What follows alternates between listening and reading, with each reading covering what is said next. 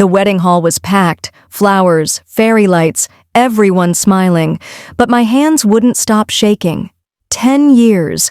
10 years of her whispers, her jokes, the way she'd pinch my arm just hard enough to leave a mark. And today, of all days, she was sitting in the front row, smirking like she'd already won. The priest cleared his throat. Silence. Then, click, click, her heels on the marble floor. "Beta," my stepmom said, loud enough for the mic to catch it. "You look interesting." A pause. "That dress, your father's money could have bought something better, no?" The crowd froze. My dad looked down. Same as always, that's when I felt his grip. Warm, steady. Rohan, my groom. He didn't yell, didn't even frown, just tilted his head like he'd finally solved a puzzle. And then he did the one thing I never saw coming. He laughed. Not nervous, not polite. A full, deep laugh that echoed in the silence. "Auntie," he said, still smiling, "you're right. The dress is cheap." My stomach dropped. What was he? Because I bought it. The crowd gasped. "See, Maya's been saving her salary to pay her mom's hospital bills. But you spent your husband's money on a gold sari today. Funny, nah?" Her face went white. Someone in the back snorted. And for the first time in my life, I saw her speechless. But Rohan wasn't done. He turned to the crowd, mic still in hand. "Oh, and the catering? Also cheap. Because Maya's the one who arranged it, for free, for 50 orphans last month. But hey, Auntie, at least you got your 5-star menu, right?" The room exploded, clapping, cheers, someone yelling, "Shame!" at her. And me? I was crying. Not from pain. Because for once, someone saw her. Saw me. And the day wasn't even over yet. Rohan's mic drop was just the start. Because as the clapping died down, my stepmom's phone rang. Loud. On speaker. And the voice on the other end? That's when everything flipped. The music started again, but no one was dancing. All eyes were glued to my stepmom's phone vibrating on the chair.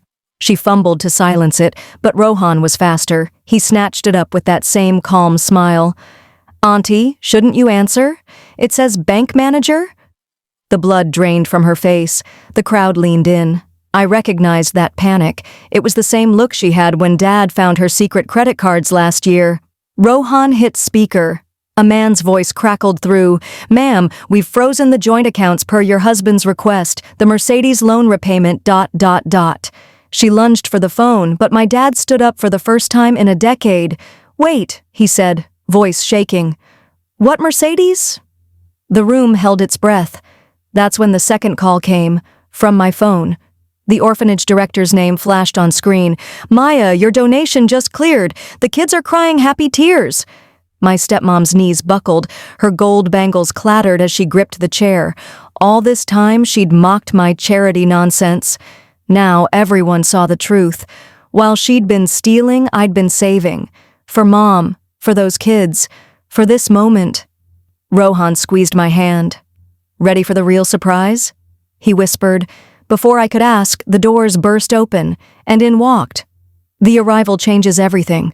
Who is it? Why does stepmom look like she's seen a ghost? The answer ties to a secret from Maya's childhood she'd forgotten, and it's about to unravel in front of 300 guests. The orphanage kids rushed in holding giant balloons, but they weren't alone. Behind them, leaning on a cane, stood the one person my stepmom swore would never walk again. My real mother. The crowd erupted. My knees gave way. 10 years ago, stepmom had told me Mom was brain dead after the accident. Too expensive to keep alive, she'd said, selling Mom's jewelry to pay hospital bills. But here she was, trembling, eyes locked on Dad. You let her tell our child I was gone?" Dad crumpled. Stepmom screamed, not in anger, but raw terror, because now the orphanage director was handing me a file. Inside, photos, bank statements, a deed. The last page made my breath stop. Mom's signature, dated last month, transferring everything, the house, the business, to me. All this time, while stepmom played queen, my mother had been recovering in that same orphanage, rebuilding what was stolen. Rohan's voice cut through the chaos, deadly quiet. "Auntie, you remember Maya's childhood diary? The one you burned? Turns out Mom kept copies. Every page, even the one where you—" Stepmom lunged, not at me, but at the old lady in the corner no one noticed, the one holding a camcorder, the same nun who'd filmed every family dinner where I was sent to bed hungry. The nun's tapes hold a secret so explosive, even Maya doesn't know it yet. The nun's hands shook as she pulled a tiny USB from her rosary beads, but her voice? Steel. "Maya Beta, your stepmother didn't just steal money." She pointed to the projector screen behind the wedding cake. "She sold your father's factory land to the mining mafia last year, and tonight—" The screen flickered to life, showing Stepmom shaking hands with a known gangster. His voice boomed through the speakers. "Once the old man signs the divorce papers tomorrow, we bulldoze the orphanage. Kids, not our problem." Gasps turned to screams. Dad staggered like he'd been shot. But the nun wasn't done. She tapped the remote. Now the screen showed Stepmom's WhatsApp chats. "See this?" She zoomed in on a photo. My mother's hospital bed, empty. The date? 2 days after the accident. The message below it made my blood freeze. "Patient discharged against medical advice. Who's paying the 25 lakh bribe to hide this?" The orphanage kids suddenly rushed forward, holding up their phones, each screen playing the same TikTok video Stepmom had posted last week. Her laughing voice echoed, "Charity is for idiots." But the background showed something she hadn't noticed. My mother, frail but alive, serving food in the orphanage kitchen. Rohan grabbed the mic, his calm finally cracking. "You kept a paralyzed woman from her daughter for a decade, and tonight—" He choked, showing his own phone to the crowd. A live news alert. Breaking. Police raid mining mafia HQ. Documents reveal bribes to... The camera panned to Stepmom's brother in handcuffs. That's when the wedding cake exploded. Not from violence, from design. The baker, an orphanage kid I'd taught, had baked a hollow center. Out tumbled stacks of files, each labeled with a year. 2014, Mom's forged death certificate. 2017, fake medical bills. 2023, a contract for my arranged marriage to the mafia don's son, signed in my father's name. Dad let out a sound I'd never heard, half sob, half roar. He lunged at Stepmom, but she was already backing toward the exit, where 2 policemen stood holding a very familiar suitcase, the one she'd donated to Temple last week. One cop flipped the latches. Instead of prayer books, it was stuffed with gold bars, all stamped from Maya's trust fund. Just as the cops move in, Stepmom's phone rings. The caller ID shows Maya's secret bank account, an account she never opened. Whose voice is on the other end? And why is Rohan suddenly pale? The phone's shrill ring cut through the chaos like a knife. All eyes locked onto the screen, flashing, "Maya's private account, Swiss bank." My stomach dropped. I'd never opened any foreign account. Stepmom's trembling finger swiped answer, putting it on speaker as the cops yanked her arms behind her back. A crisp British voice filled the hall. "Final authorization required for transfer of 12 crore rupees. Please confirm, was this payment intended for—" The account number they recited made Rohan's head snap up. His wedding band clattered to the floor as he grabbed his own phone, pulling up an identical number. "That's my orphanage construction fund," he shouted. The screen behind us changed again, showing blueprints for a massive new building dated next month, approved by my father's forged signature. But the real shock came when the British voice continued.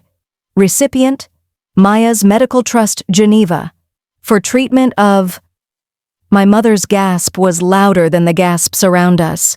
She limped forward, clutching a yellowed prescription none of us had seen before, the real reason Stepmom had faked her death. The diagnosis in bold red letters: rare genetic disease, 100% inheritance risk to offspring. Stepmom started laughing hysterically as the cops cuffed her. "You think you won?" she spat at me.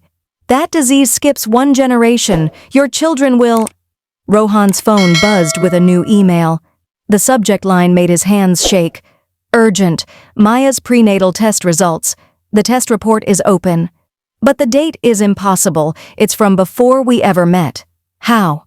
And why does the doctor's signature match the nun's handwriting? The email opened with a deafening silence. The prenatal report's date, exactly 1 year before Rohan and I even met, glowed on the screen. My eyes darted to the doctor's signature. Doctor, a Fernandez. The same looping handwriting as the nun's prayer journals. Rohan's voice was barely a whisper. Maya, this says you were pregnant. The nun stepped forward, her shawl slipping to reveal a faded hospital ID badge underneath. Chief Geneticist, St. Mary's. Her wrinkled hands pulled a tiny silver key from her cross necklace. The orphanage basement locker, she said, the one even the mafia couldn't break into. Guests parted like the Red Sea as my mother, with strength she shouldn't have, yanked me toward the exit. They stole more than money, she panted. They stole your... A baby's cry cut through the hall, not from a phone, not from memory. Liv. Behind the dessert table, the baker, the one who'd rigged the cake, was now holding a wriggling bundle. A bundle with Rohan's exact birthmark peeking above the blanket. A bundle with a hospital bracelet that matched the date on the report. Stepmom's scream was pure rage. She was supposed to think it died. The nun is unlocking the basement. Inside, a nursery set up identical to Maya's childhood room, but the crib has 2 nameplates, and only one baby is crying. The basement door creaked open, revealing a sight that shattered me, a perfect replica of my childhood bedroom, down to the faded butterfly stickers on the wall. But the crib held the real horror. 2 nameplates, Maya Jr. and Rohan Jr. Only one baby wailed in the baker's arms. The nun's hands trembled as she pointed to a hidden door. Behind it? A live CCTV feed showing a luxury penthouse, where my stepmom's brother cradled a silent, sleeping twin. The nun's whisper broke the silence. They were never selling the orphanage land. They needed it to hide this. Genetic disease? A lie. Your blood could cure their sick child. Rohan's roar shook the walls as police radios erupted. Within minutes, the penthouse raid played on the projector. The twin rescued, the brother arrested. But the real twist? The nun wasn't just a doctor. She was my real grandmother, hiding in plain sight after faking her own death to investigate Stepmom's family. As the cops led Stepmom away, she spat her last lie. You'll never prove anything. That's when Dad did something unexpected. He pulled out his phone, playing a decade-old voice memo of her admitting everything. You recorded me? She shrieked. He smiled grimly. Number Maya did. At age 12, you just never checked her teddy bear. The crowd erupted as Rohan and I held our twins for the first time. But the final mic drop? My mother stepping forward, gripping Stepmom's face. You stole my child. Now watch as the whole world celebrates hers. The wedding turned into a national news event. Our reunion, the twins, even the nun's true identity trending globally. Some monsters don't hide in shadows. They sit at your dinner table. But karma has perfect timing. Today, I learned family isn't blood. It's the people who fight for you when the world tries to erase you. If this story shook you, imagine what's hiding in your family secrets. Hit like if you believe truth always wins, subscribe to Family Truths Unfold for more jaw-dropping exposés, and comment your wildest theory about what was in the nun's locker. Because remember, no secret stays buried forever.